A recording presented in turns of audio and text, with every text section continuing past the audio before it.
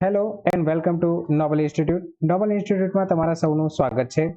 ફરીથી ધોરણ 9ના અસાઇનમેન્ટ સોલ્યુશનમાં પ્રકરણ નંબર 5 યુક્લિડની ભૂમિતિનો પરિચય ના આજે અસાઇનમેન્ટ સોલ્યુશનની ચર્ચા કરીશું. આ ચેપ્ટરમાંથી સેક્શન એમાંથી જ પ્રશ્નો પૂછાય છે વાર્ષિક પરીક્ષામાં, એટલે આમાં કંઈ ખાસ છે નહીં, કોઈ મોટું ચેપ્ટર નથી.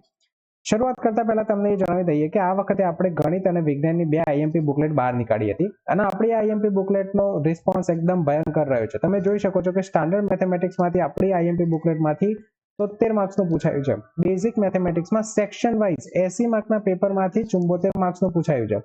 ઓલ ઓવર 109 માર્ક્સના પેપરમાંથી 93 માર્ક્સનું આપણી આ એકમાત્ર આઈએમપી વાળી બુકલેટમાંથી પૂછાયું છે. એ જ નહીં, પણ વિજ્ઞાનની વાતચીત કરીએ તો વિજ્ઞાનમાં સેક્શન વાઇઝ 80 માર્કના પેપરમાંથી 65 માર્કનું પૂછાયેલું છે અને ઓલ ઓવર 78 માર્ક્સનું 109 માર્કના પેપરમાંથી પૂછાયેલું છે. તમારે જોવું હોય તો આપણે એના પ્રૂફ્સ વગેરે પણ આપણે ઇન્સ્ટાગ્રામ અને યુટ્યુબ પર મૂકી દીધા છે. આગળ વાતચીત કરીએ કે આપણે નોબલ ઇન્સ્ટિટ્યૂટમાં એડમિશન ઓપન કરી દેવામાં આવ્યા છે. પ્રેક્ટિકલ નોલેજ આપતી એકમાત્ર સંસ્થા એટલે આપણી નોબલ ઇન્સ્ટિટ્યૂટ. ધોરણ 10, 11, 12ના મેથ્સ સાયન્સના એડમિશન આપણે ઓપન કરી દીધા છે. નોબલ ઇન્સ્ટિટ્યૂટના ખાસિયતની વાતચીત કરીએ તો તમને મારું માર્ગદર્શન મળશે કે જે ખુદ હું 100માંથી 100 લાવ્યો છું, તો તમે પણ કોઈ પણ વિષયમાં 100માંથી 100, ગણિત અને વિજ્ઞાનમાં 100માંથી 100 કઈ રીતે અચીવ કરી શકો તે હું તમને શીખવીશ. લાઈવ ક્લાસમાં વિજ્ઞાનના દરેકે દરેક પ્રેક્ટિકલ આપણે કરીને બતાવીએ છીએ. ગણિતની અઢળક શોર્ટકટ ટ્રિક્સ હું તમને આપું છું.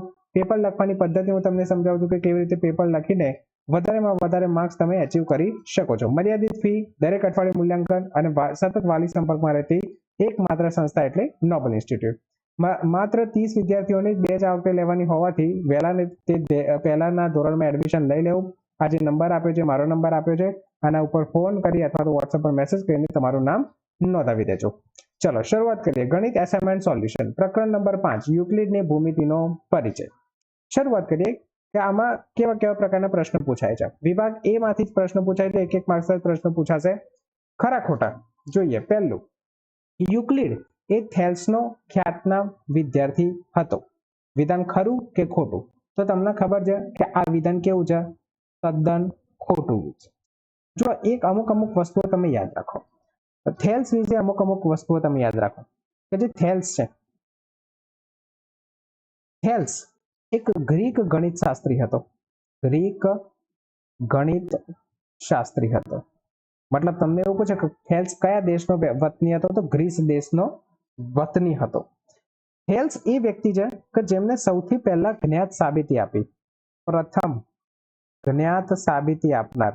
જ્ઞાત સાબિતી આપનાર થેલ્સ એવા પહેલા વ્યક્તિ છે કે જેમને સૌ પ્રથમ વાર જ્ઞાત સાબિતી આપી હતી. એમને સાબિતી કઈ આપી હતી? તો એમને સાબિતી આપી હતી કે વર્તુળનો વ્યાસ એ વર્તુળને સમવિભાજિત કરે છે. સાબિતી કઈ આપી હતી? અહીંયા લખી દો કે વર્તુળનો વ્યાસ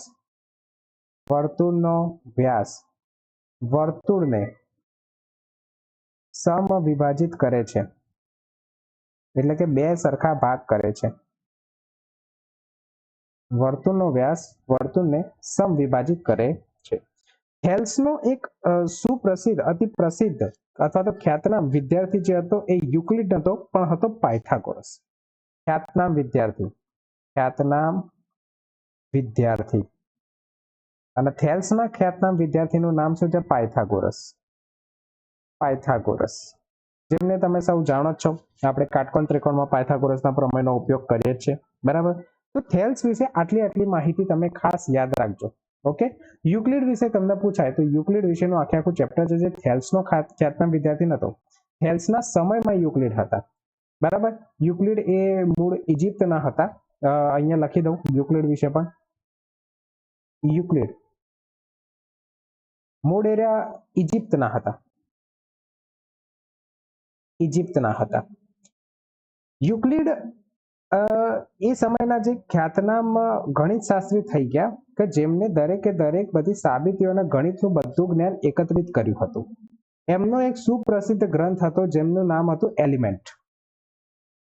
અહીંયા લખું છું, પ્રસિદ્ધ ગ્રંથ એલિમેન્ટ, બરાબર? કે જે ટોટલ 13 પ્રકરણમાં વિભાજિત હતું. 13 પ્રકરણમાં વિભાજિત હતું. બરાબર, એલિમેન્ટ જે હતું એ ટોટલ 13 પ્રકરણમાં વિભાજિત હતું. આટલી માહિતી તમે ખાસ યાદ રાખજો. ઓકે, તો અહીંયા જે આપણને પ્રશ્ન પૂછ્યો છે કે યુક્લિડ એ થેલ્સનો ખ્યાતનામ વિદ્યાર્થી હતો, તો ના, ખોટું છે. પાયથાગોરસ જે હતો એ થેલ્સના ખ્યાતનામ વિદ્યાર્થી હતો. ઓકે, ચલો આગળ વધીએ. બીજું, એક બિંદુમાંથી ફક્ત એક રેખા પસાર થઈ શકે છે. આ વિધાન પણ કેવું છે? ખોટું છે. સમજાવું તમને. જ્યારે પણ કોઈ એક બિંદુ આપવામાં આવે તો એક બિંદુમાંથી ફક્ત એક જ રેખા પસાર થાય. માની લો કે એક બિંદુમાંથી આ એક રેખા મેં પસાર કરી, પસાર થઈ ગઈ. માની લો કે એ જ રીતે મેં આ બીજી રેખા પસાર કરી તો આ પણ પસાર થઈ ગઈ. એ રીતે ત્રીજી રેખા મેં અહીંયાથી પસાર કરી તો આ પણ પસાર થઈ ગઈ. ચોથી રેખા પસાર કરી તો એ પણ પસાર થઈ ગઈ. મતલબ ટૂંકમાં એક બિંદુમાંથી આપણે અસંખ્ય રેખાઓ પસાર કરી શકીએ છીએ. અહીંયા શું કીધું છે? ફક્ત એક જ રેખા પસાર થાય છે. તો આ વિધાન કેવું છે? ખોટું છે. કેમ કે એક બિંદુમાંથી આપણે કેટલી રેખા પસાર કરી શકીએ? અસંખ્ય રેખાઓ પસાર થાય છે. બરાબર, એટલે એક બિંદુમાંથી આપણે એક જ રેખા પસાર ના કરી શકીએ, અસંખ્ય રેખાઓ પસાર કરી શકીએ. જો બે બિંદુ આપ્યો હતો તો બે બિંદુમાંથી ફક્ત એક જ રેખા પસાર થાય. બરાબર, તો યાદ રાખજો, એક બિંદુમાંથી અસંખ્ય રેખાઓ પસાર થાય છે. ઓકે, ચલો આગળના પ્રશ્ન તરફ વધીએ. ત્રીજા નંબરનો પ્રશ્ન અહીંયા આપ્યો છે કે બે બિંદુઓમાંથી પસાર થતી રેખાઓ અસંખ્ય. જો અહીંયા ઊંધું આપ્યું છે. આ વિધાન પણ કેવું થશે? આ વિધાન પણ ખોટું વિધાન છે. કેમ? કેમ કે હમણાં જ આપણે જોઈ ગયા કે એક બિંદુમાંથી અસંખ્ય રેખાઓ મળે, પણ જો બે બિંદુ આપ્યા હોય, માની લો કે એક બિંદુ અહીંયા આપ્યું છે અને એક બિંદુ અહીંયા આપ્યું છે, આ બંને બિંદુમાંથી પસાર થતી એક અને માત્ર એક રેખા મળે. આવી બીજી તમને કોઈ રેખા નહીં મળે કે જે બંનેમાંથી પસાર થઈને મળે. તો એક અને માત્ર એક જ રેખા આપણને મળે કે જે બે ભિન્ન બિંદુઓમાંથી પસાર થાય. બરાબર, એટલે આપણું વિધાન કેવું છે? ખોટું છે. અહીંયા સાચું શું આવે? તો બે ભિન્ન બિંદુઓમાંથી પસાર થતી કેટલી રેખા હોય? અનન્ય રેખા મળે. અનન્યનો મતલબ શું થાય? એક અને માત્ર એક રેખા મળે. ખ્યાલ આવી ગયો? ઓકે, ચલો આગળના પ્રશ્ન તરફ વધીએ. બે ભિન્ન રેખાઓમાંથી એકથી વધુ બિંદુ સામાન્ય ન હોય. જુઓ, આ વિધાન ખરું છે. અહીંયા શું કહેવા માંગે? સમજો, બે ભિન્ન રેખાઓમાંથી બે અલગ અલગ રેખાઓ લઈએ આપણે. માની લો કે એક રેખા આપણે આ લીધી, બીજી રેખા આપણે આ લીધી. આ બે અલગ અલગ રેખાઓ છે. એ બંને અલગ અલગ રેખાઓમાંથી એકથી વધુ બિંદુ સામાન્ય ન હોઈ શકે. સામાન્ય ન હોઈ શકે મતલબ બંનેમાં ના હોય. જો આ બે અલગ અલગ રેખાઓમાં આ એક જ એવો બિંદુ છે કે જે બંનેમાં આવેલું છે, કોમન બિંદુ છે. આ એક બિંદુ સિવાય બીજું કોઈ એવું બિંદુ તમને ના મળે કે જે બંનેમાં આવેલું છે. કોઈ કોમન બિંદુ આપણને મળતું નથી. બંને ભિન્ન રેખાઓ છે તો ભિન્ન રેખાઓ એક જ બિંદુમાં છેદે એટલે એક જ બિંદુ એવું હોય કે જે બંને રેખાઓમાં મળે. બીજી ભિન્ન રેખાઓ આપણે આ રીતે દોરી શકીએ. એક રેખા આ રીતે, બીજી રેખા એના સમાંતર રીતે. આ પણ બંને ભિન્ન રેખાઓ છે. તો અહીંયા આપણને કોઈ સામાન્ય બિંદુ નથી મળતું, પણ એકથી વધુ તો મળતું જ નથી ને. અહીંયા શું કીધું? એકથી વધુ બિંદુ સામાન્ય ના હોઈ શકે, એકથી ઓછું બિંદુ તો સામાન્ય હોઈ શકે. જો કોઈ આ રીતની રેખાઓ દોરે કે આ એક રેખા થઈ ગઈ, એના ઉપરના ઉપર આપણે બીજી રેખા દોરી દઈએ તો આ બે ભિન્ન રેખાઓ ના થઈ ગઈ, આ બે એક જ સંપાતી રેખાઓ થઈ ગઈ. એટલે આની વાતચીત આપણે કરતા નથી. ધોરણ 10માં તમારા આ 3 કેસ આવશે, એટલે અત્યારે તમે યાદ રાખજો. અત્યારે શું કહે છે કે બે ભિન્ન રેખાઓમાંથી, એટલે કે આ રીતે અલગ અલગ રેખાઓ આપી હોય, રેખા એલ અને રેખા એમ કરીને, તો એમાંથી એકથી વધુ સામાન્ય બિંદુ ન હોઈ શકે. અહીંયા કોઈ બીજું બિંદુ સામાન્ય આપણને મળે નહીં. તો વિધાન કેવું છે? ખરું છે. ચલો આગળના પ્રશ્ન તરફ જઈએ. 5મો, સરખી વસ્તુઓના બમણા એકબીજાને સમાન હોય. તો હા, આ વિધાન કેવું છે? સાચું છે. આ વિધાન પણ ખરું વિધાન છે. શું કહેવા માંગે સમજો. તો બે સરખી વસ્તુઓ લઈએ. માની લો કે એક વસ્તુ આપણે અહીંયા લીધી, બીજી એવી ને એવી વસ્તુ આપણે અહીંયા લીધી. બંને વસ્તુઓ કેવી છે? સરખી વસ્તુઓ છે. હવે સરખી વસ્તુઓના બમણા કરીએ, એટલે આના હું ડબલ કરું, બમણા કરું, તો આપણને આ રીતે બે વસ્તુઓ મળશે. આના હું ડબલ કરું તો અહીંયા આપણને બે વસ્તુઓ મળશે. તો બે સરખી વસ્તુઓના બમણા એકબીજાને સમાન હોય. એટલે કે જો આ બંને વસ્તુઓ બે સરખી હોય તો એના જે ડબલ કરીએ એ ડબલ પણ એકબીજાને કેવા હોય? સમાન હોય. તો આ વસ્તુ આ વિધાન કેવું છે? સાચું વિધાન છે. અને આ યુક્લિડનું સ્વયં સિદ્ધ સત્ય હતું, જો તમને યાદ હોય તો. ઓકે, તો પ્રશ્ન નંબર 5 વિધાન સત્ય છે, ખરું આવે. ચલો 6. ઘન પદાર્થની સીમાઓને પૃષ્ઠ કહે છે. તો વિધાન કેવું છે? વિધાન ખરું છે. જો ઘન પદાર્થની સીમાઓને પૃષ્ઠ કહે છે. અહીંયા થોડી વસ્તુ યાદ રાખો. ઘન પદાર્થ જે હોય એ ઘન પદાર્થ હોય એ એના માપ હોય અને સ્થાન હોય. બરાબર, ઘન પદાર્થ હોય, ઘન પદાર્થ, ઘન પદાર્થનું માપ હોય અને સ્થાન હોય અને આકાર હોય. માપ, સ્થાન અને આકાર હોય છે. બરાબર. હવે જે ઘન પદાર્થની જે સીમાઓ હોય એ ઘન પદાર્થની સીમાઓના પૃષ્ઠ કહેવાય. સીમાઓને આપણે શું કહીએ છીએ? પૃષ્ઠ કહીએ છીએ. આ જે સીમાઓ જે છે એ અવકાશના એક ભાગને બીજા ભાગથી અલગ કરે છે અને તેને કોઈ જાડાઈ હોતી નથી. બીજું, જે પૃષ્ઠની જે સીમા છે તે વક્ર અથવા સીધી રેખા હોય છે.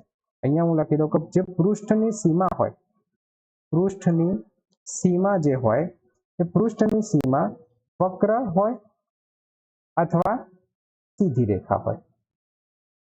સીધી રેખા હોય છે. બરાબર. એટલે આ વસ્તુ તમે ખાસ યાદ રાખજો. ઘન પદાર્થ વિશે પૂછાય તો આ વસ્તુ યાદ રાખવાનું. એના માપ હોય, સ્થાન હોય, આકાર હોય, એની સીમાઓને પૃષ્ઠ કહેવાય અને જે પૃષ્ઠની સીમાઓ હોય એ વક્રાકાર હોય અથવા તો સીધી રેખા હોય છે. ઓકે, ચલો આગળ વધીએ.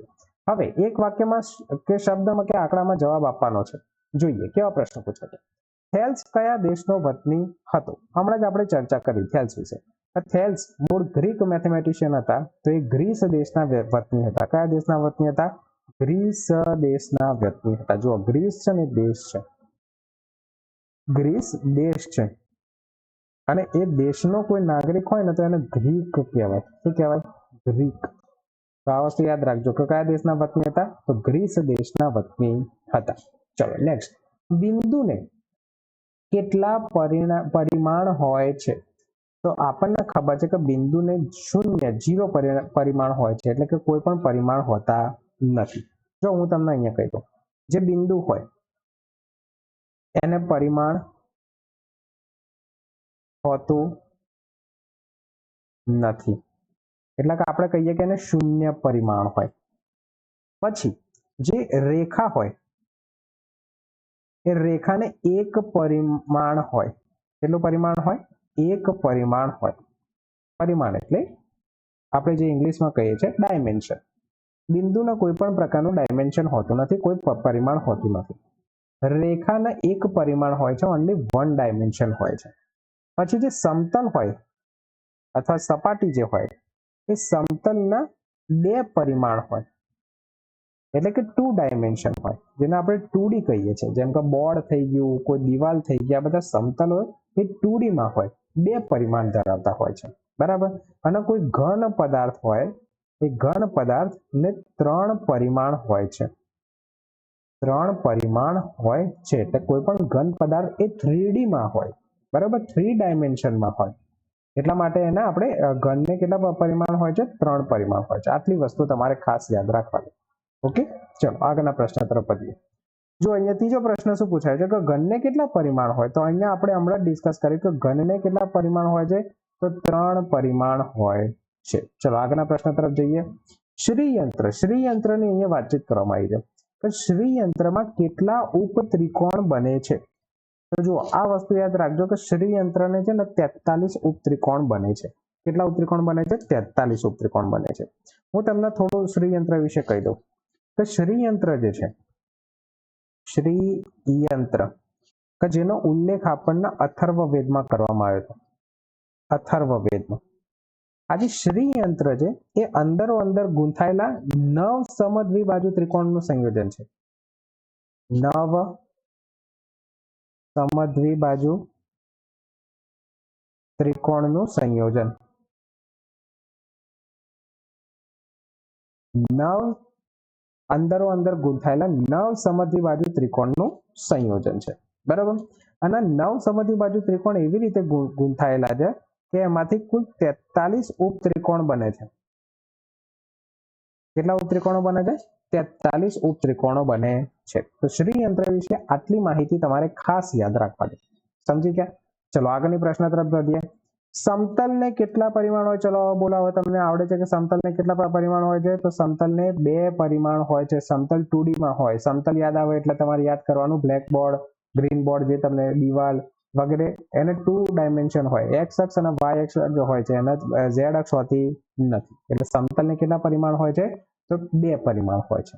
નેક્સ્ટ, રેખાને કેટલા પરિમાણ હોય છે? કોઈ પણ રેખા દોરીએ આપણે, એક લીટી દોરીએ તો એ કાં તો એક્સ અક્ષ તરીકે આપણે ડિફાઇન કરીએ અથવા તો વાય અક્ષ તરીકે ડિફાઇન કરીએ તો એના તો એક જ પરિમાણ હોય છે. તો આનો જવાબ શું આવશે? 1. એટલે યાદ રાખવાનું, બિંદુમાં 0, રેખામાં 1, સમતલમાં 2, ઘનમાં 3 પરિમાણ હોય છે. ખ્યાલ આવી ગયો આ વસ્તુ?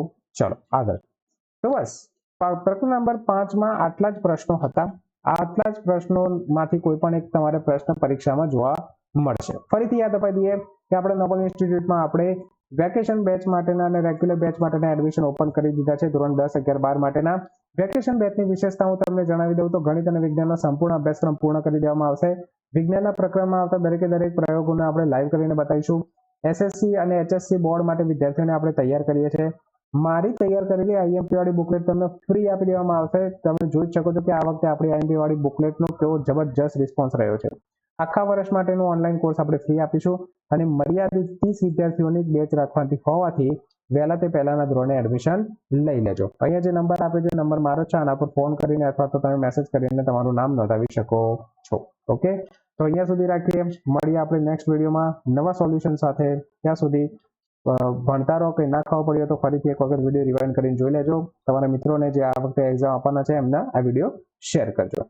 Okay, thank you very much.